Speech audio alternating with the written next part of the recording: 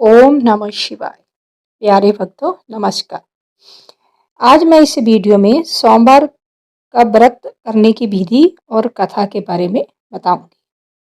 कृपया प्रेम पूर्वक सुने। सोमवार व्रत की विधि। सोमवार का व्रत साधारणतः दिन के तीसरे पहर तक होता है। व्रत में फलाहार या पारण का कोई खास नियम नहीं है, किंतु यह आवश्यक है कि दिन रात में केवल एक समय भोजन करें।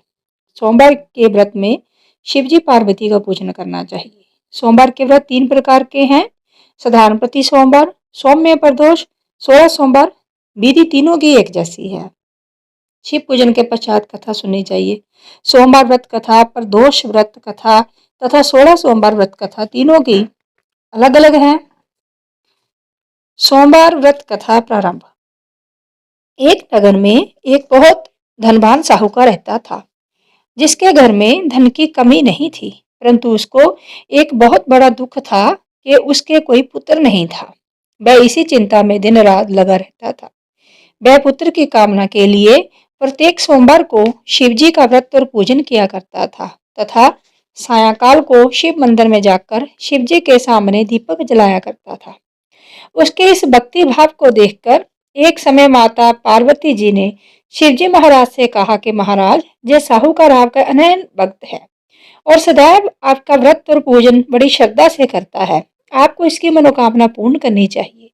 शिवजी ने कहा कि हे पार्वती, यह संसार कर्म क्षेत्र है। जैसे किसान खेत में जैसा बीज बोता है वैसा ही फल काटता है, उसी तरह मनुष्य इस संसार में जैसा कर्म करते हैं वैसा ही फल पाते हैं। पार्वती जी ने अत्यंत आग्रह से कहा, महाराज, जब यह आपका अनन्य भक्त है और इसको अगर किसी प्रकार का दुख है तो उसको अवश्य दूर करना चाहिए, क्योंकि आप सदैव अपने भक्तों पर दयालु होते हैं और उनके दुखों को दूर करते हैं। यदि आप ऐसा नहीं करेंगे तो मनुष्य आपकी सेवा तथा व्रत क्यों करेंगे? पार्वती जी का ऐसा आग्रह देख शिवजी महाराज कहने लगे, हे पार्वती, इसके कोई पुत्र नहीं है। इसी चिंता में जाति दुखी रहता है। इसके भाग्य में पुत्र ना होने पर भी मैं इसको पुत्र की प्राप्ति का वर देता हूँ, परंतु जय पुत्र केवल 12 वर्ष तक जीवित रहेगा। इसके पश्चात वह मृत्यु को प्राप्त हो जाएगा। इससे अधिक और मैं कुछ इसके लिए नहीं कर सकता। जैसे बातें साहूकार सुन रहा था, इससे उसको ना तो कुछ प्रसन्नता हुई और ना ही कुछ दुख हुआ। वह पहले जैसा ही शिवजी महाराज का व्रत और पूजन करता रहा। कुछ काल व्यतीत हो जाने पर साहूकार की स्त्री गर्भवती हुई और 10वें महीने में उसके गर्भ से अति सुंदर पुत्र की प्राप्ति हुई। साहूकार के घर में बहुत खुशी मनाई गई, परंतु साहूकार ने उसकी केवल 12 वर्ष की आयु जानकर अधिक प्रसन्नता प्रकट नहीं की और ना ही किसी को वेद ही बताया। जब वह बालक 11 वर्ष का हो गया तो उस बालक की माता ने उसके पिता से विवाह आदि के लिए कहा, तो वह साहूकार कहने लगा कि मैं इसका विवाह नहीं करूंगा, अपने पुत्र को काशी जी पढ़ने के लिए भेजूंगा। फिर साहूकार ने अपने साले अर्थात बालक के मामा को बुलाकर उसको बहुत सा धन देकर कहा, तुम इस बालक को काशी जी पढ़ने के लिए ले जाओ और रास्ते में जिस स्थान पर भी जाओ यज्ञ तथा ब्राह्मणों को भोजन कराते जाओ। वह दोनों मामा भांजे यज्ञ करते और ब्राह्मणों को भोजन कराते जा रहे थे। रास्ते में उनको एक शहर पड़ा। उस शहर में राजा की कन्या का विवाह था और दूसरे राजा का लड़का जो विवाह कराने के लिए बारात लेकर आया था, वह एक आंख से काना था। उसके पिता को इस बात की बड़ी चिंता थी कि कहीं वर को देख कन्या के माता पिता विवाह में किसी प्रकार की अड़चन पैदा ना कर दे। इस कारण जब उसने अति सुंदर सेठ के लड़के को देखा तो मन में विचार किया कि क्यों ना दरवाजे के समय इस लड़के से वर का काम चलाया जाए। ऐसा विचार कर वर के पिता ने उस लड़के और मामा से बात की तो वे राजी हो गए।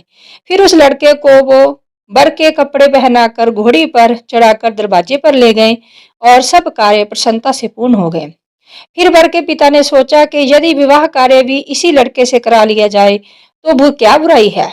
ऐसा विचार कर लड़के और उसके मामा से ऐसा विचार कर लड़के और उसके मामा से कहा, यदि आप फेरों का और कन्यादान के काम को भी करा दे तो आपकी बड़ी कृपा होगी और मैं इसके बदले में आपको बहुत धन दूंगा। तो उन्होंने स्वीकार कर लिया और विवाह कार्य भी बहुत अच्छी तरह से संपन्न हो गया। परंतु जिस समय लड़का जाने लगा तो उसने राजकुमारी की चुंदड़ी के पल्ले पर लिख दिया कि तेरा विवाह तो मेरे साथ हुआ है, परंतु जिस राजकुमार के साथ तुमको भेजेंगे वह एक आंख से काना है और मैं काशी जी पढ़ने जा रहा हूँ।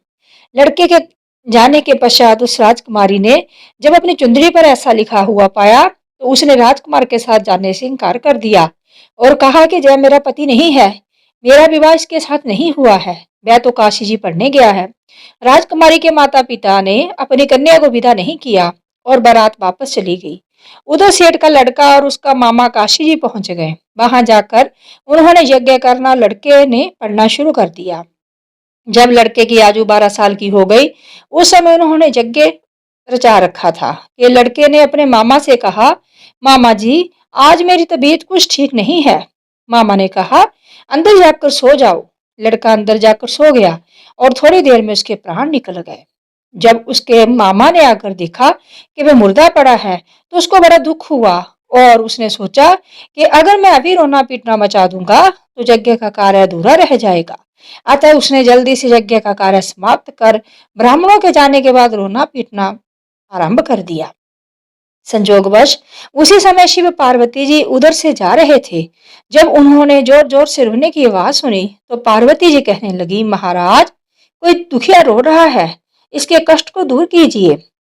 जब शिव पार्वती ने जाकर पास में देखा तो वहां एक लड़का मुर्दा पड़ा था। पार्वती जी कहने लगी, महाराज यह तो उसी सेठ का लड़का है जो आपके वरदान से हुआ था। शिव जी कहने लगे, हे पार्वती इसकी आयु इतनी ही थी, वह जय भोग चुका है। तब पार्वती जी ने कहा, हे महाराज इस बालक को और आयु दो, नहीं तो इसके माता पिता तड़प तड़प कर मर जाएंगे। पार्वती जी के बार बार आग्रह करने पर शिव जी ने उसको जीवन वरदान दिया और शिवजी महाराज की कृपा से लड़का जीवित हो गया।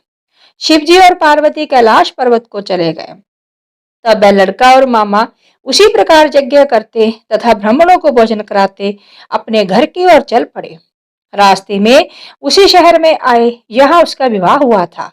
वहां पर आकर उन्होंने यज्ञ आरंभ कर दिया तो उस लड़के के ससुर ने उसको पहचान लिया और अपने महल में ले जाकर उसकी बड़ी खातिर की, साथ ही बहुत से दास दासियों से आदर पूर्वक लड़की और जवाई को विदा किया।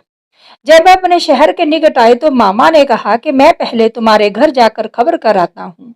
जब उस लड़के का मामा घर पहुंचा तो लड़के के माता पिता घर की छत पर बैठे थे और ये प्रण कर रखा था कि यदि हमारा पुत्र सकुशल लौट आया तो हम राजी खुशी नीचे आ जाएंगे, नहीं तो छत से गिरकर अपने प्राण खो देंगे। इतने में उस लड़के के मामा ने आकर जय समाचार दिया कि आपका पुत्र आ गया है, तो उनको विश्वास नहीं हुआ। तब उनके उसके मामा ने शक पूर्वक कहा कि आपका पुत्र अपनी स्त्री के साथ बहुत सारा धन साथ लेकर आया है। तो सेठ ने नंद के साथ उनका स्वागत किया और बड़ी प्रसन्नता के साथ रहने लगे। इसी प्रकार से जो कोई भी सोमवार के व्रत को धारण करता है अथवा इस कथा को सुनता या पढ़ता है उसकी समस्त मनोकामनाएं पूर्ण होती है। ओम नमो नारायण। ओम शांति शांति। ओम नमः शिवाय। ओम नमः शिवाय। अभी हम सोमवार के व्रत की आपको आरती सुनाएंगे। ओम जय शिव ओंकारा स्वामी हरे शिव ओंकारा ब्रह्मा विष्णु सदा शिव अर्धांगी धारा। ओम जय शिव ओंकारा एकानन चतुरानन पंचानन राजे स्वामी पंचानन राजे हंसासन गरुड़ासन वृषवाहन साजे। ओम जय शिव ओंकारा दो भुज चार चतुर भुज दस भुज ते सोहे स्वामी दस भुज ते सोहे तीनों रूप निरखता तीनों रूप निरखता त्रिभुवन जन मोहे। ओम जय शिव ओंकारा। अक्षमाला वनमाला मुंडमाला धारी स्वामी मुंडमाला धारी चंदन मृग मद सोहे चंदन मृग मद सोहे बोले शुभकारी ओम जय शिव ओंकारा श्वेतांबर पीतांबर बागांबर अंगे स्वामी बागांबर अंगे सनकादिक ब्रह्मादिक भूतादिक संगे ओम जय शिव ओंकारा कर्मे श्रेष्ठ कमंडल चक्र त्रिशूल धरता स्वामी चक्र त्रिशूल धरता जग करता जग हरता जग पालन करता ओम जय शिव ओंकारा ब्रह्मा विष्णु सदा शिव जानतय विवेका स्वामी जानतय विवेका प्रणवाक्षर के मदे प्रणवाक्षर के मदे जेति नो एका ओम जय शिव ओंकारा त्रिगुण शिव की आरती जो कोई नर गावे स्वामी जो कोई नित गावे कहत शिवानंद स्वामी कहत हरो हर स्वामी हरमाचित फल पावे ओम जय शिव ओंकारा।